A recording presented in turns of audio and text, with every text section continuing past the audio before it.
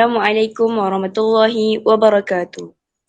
Bersyukur kita terhadap Ilahi kerana dapat berkumpul pada petang ini dalam program Wacana Ilmiah.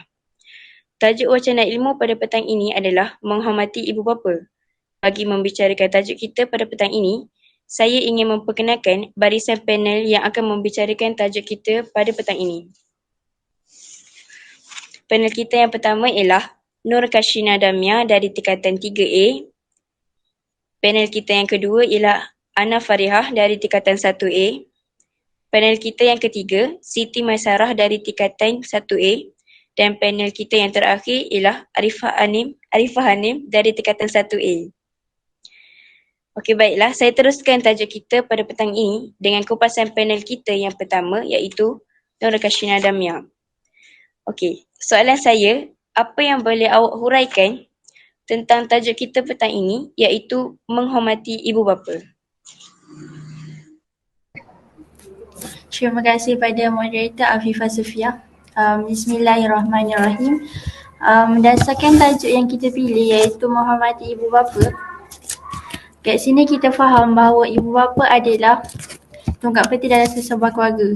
Iaitu kita mestilah sebagai anak, mestilah menghormati mereka, menyayangi mereka dan menjaga mereka sehingga ke akhir hayat mereka.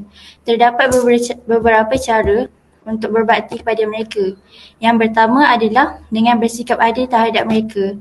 Maksud bersikap adilnya adalah dengan membahagikan masa antara belajar, bersama rakan-rakan dan ibu bapa.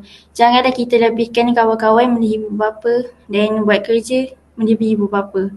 Dan yang kedua adalah berfikir sebelum bercakap. Di mana sebelum kita berkata dan berbual bersama mereka, kita mestilah menjaga segala kita punya kata-kata kerana jika seorang ibu terguris hati, maka berdosa besarlah kita. Yang ketiga adalah dengan memohon restu kepada mereka.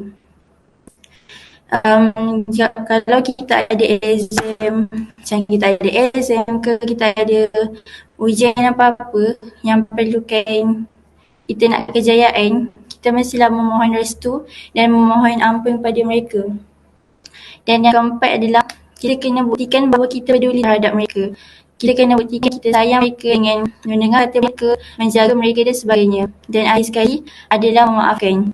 Maksud memaafkan di sini adalah biasalah kalau ibu bapa kan, ada juga yang mengguris hati kita, apa yang dia buat itu mengguris hati kita. So kita sebagai anak tak boleh berdendam kepada mereka dan maafkan mereka. Dan kat sini boleh saya huraikan adalah kita sebagai anak mestilah menghormati ibu bapa dan jangan pernah sakitkan hati mereka. Sekian daripada saya. Terima kasih saya ucapkan atas ucapan dan kupasan yang diberikan itu tadi. Saya teruskan perbincangan tajuk ini dengan panel kita yang kedua iaitu adik Ana Farihah. Apa yang Ana Farihah boleh kaitkan tajuk kita pada petang ini dengan ayat-ayat atau kalimat Al-Quran? Terima kasih moderator Afifah Sufia. Dalam surah Al-Isra ayat 23, A'udzubillahi minasyaitonirrajim. Bismillahirrahmanirrahim. Wa qada rabbuka alla ta'budu illa iyyahu wa bil walidayni ihsana. Imma yablughanna indakal kibara ahaduhuma aw kilahuma fala taqul lahuma uffin wa la tanharhuma wa qul lahuma qawlan karima. Maksudnya, dan Tuhanmu telah perintahkan supaya engkau tidak menyembah melainkan kepadanya semata-mata, dan hendaklah engkau berbuat baik kepada ibu bapa. Jika salah seorang daripada kedua-duanya atau kedua-duanya sekali sampai kepada umur tua dan keadaan dan peliharaan kamu, maka janganlah engkau berkata kepada mereka sebarang perkataan kasar, sekalipun perkataan dan janganlah engkau menengking dan mengugah mereka. Tapi katakanlah kepada mereka perkataan yang mulia yang bersopan santun. Berbuat baik atau taat kepada dua ibu bapa bermaksud menghormati dan melakukan pekerjaan yang disukai mereka dan pekerjaan yang dilakukan itu janganlah bersalahan dan pekerjaan yang dilakukan itu janganlah bersalahan dengan kehendak yang disuruh Allah SAW. Melakukan pekerjaan yang disukai kedua ibu bapa memang menjadi tanggungjawab besar bagi seorang anak. Besarnya jasa ibu dan ayah memang tidak dapat dinilai sama sekali. Pada masa anak masih dalam kandungan, ibu telah menemukan pelbagai penderitaan dan kesusahan. Ibu dan ayah terpaksa berjaga siang dan malam untuk mengawasi dan memantau kesihatan anaknya yang masih kecil. Seseorang ibu rela tidak tidur malam demi menjaga anaknya yang masih kecil daripada digigit nyamuk. Ibu dan bapa sanggup perut kosong selagi perut anak yang masih kecil itu masih belum berisi. Begitulah besarnya pengorbanan ibu dan bapa terhadap anaknya. Jadi, tidak hairanlah jika Islam menitik beratkan soal berbuat baik dan menghormati kedua ibu bapa. Islam mewajibkan anak menghormati dan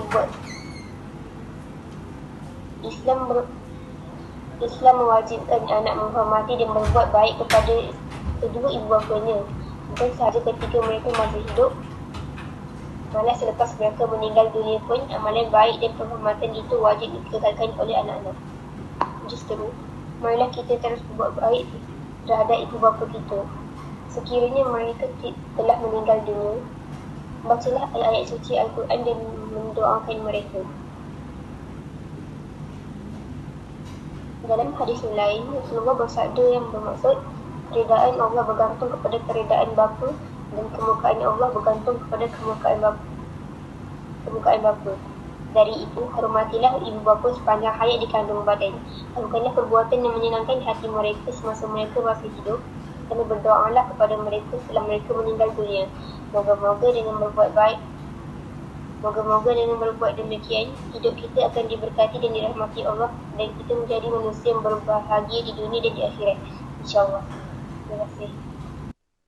Saya teruskan dengan panel kita yang seterusnya, iaitu Siti Maisarah untuk membicarakan tajuk kita, menghormati ibu bapa ini, dengan memberikan sedikit contoh-contoh isu semasa yang terjadi dalam kalangan kita ini.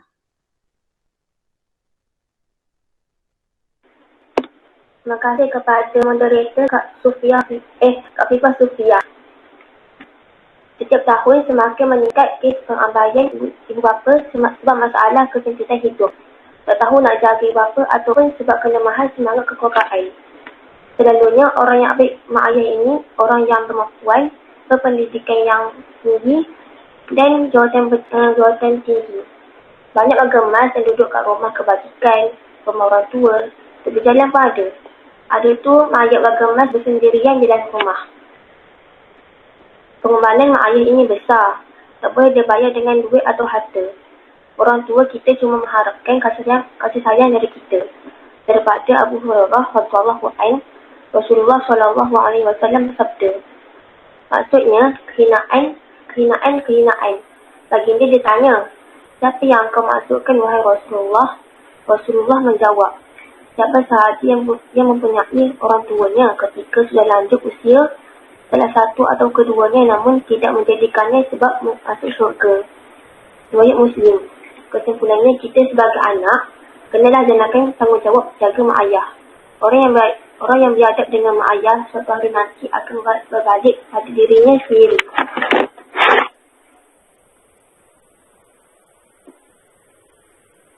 Itu je.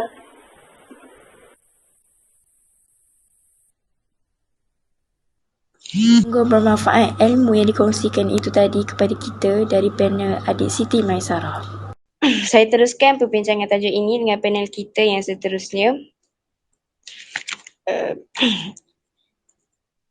Adik Arifah Hanim untuk menceritakan sirah terdahulu dengan tajuk kita pada petang ini.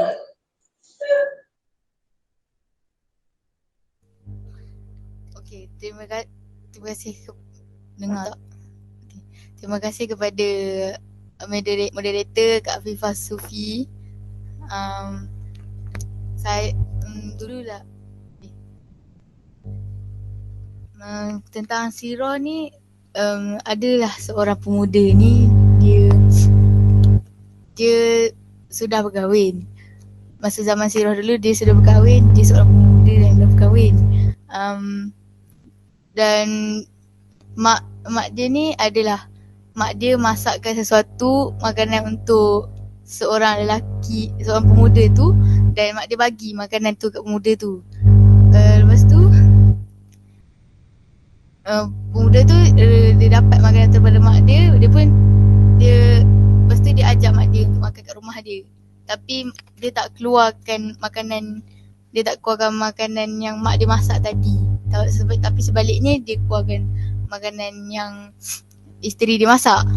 Jadi disebabkan kejadian tu mak dia terasa hati lah, sebab tak keluarkan makanan yang mak dia masak tadi.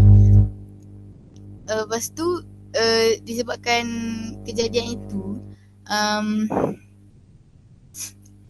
bila sudah tiba masanya untuk pemuda itu meninggal dunia, dia akhirnya tidak dapat untuk pergi ke alam sana lah. Macam dia tak dapat untuk menghembuskan nafas terakhir sebab dia nazak terlalu lama sangat dah. Akhirnya orang pun ramai-ramai orang pun dia mencari mak dia tu untuk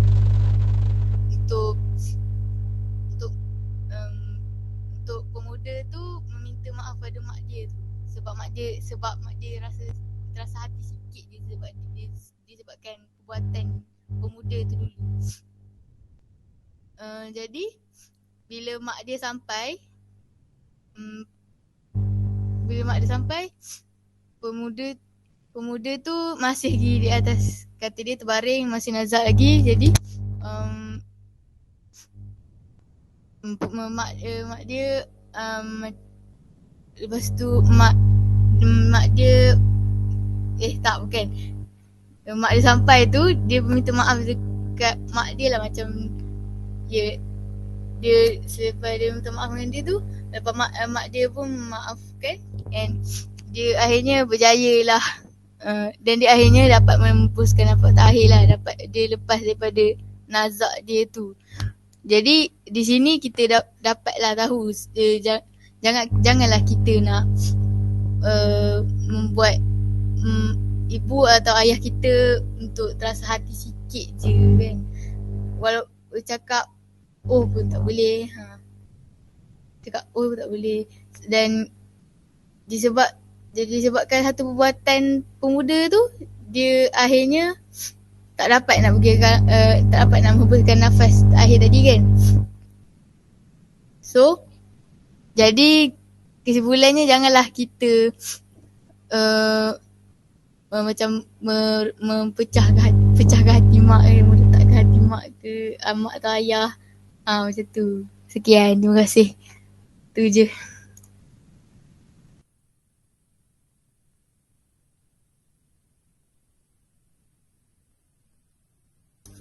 Agak dengar tak? Okay, terima kasih atas ucapan itu tadi. Kalau tak ada apa-apa, Kak Fida dan Kak Ainu ada nak tambah apa-apa tak? Ada? Tak ada? Okay. Tak ada. Berakhirlah ucapan panel kita tadi, maka berakhirlah majlis kita pada petang ini. Wabillahi taufiq wal hidayah. Wassalamualaikum warahmatullahi wabarakatuh.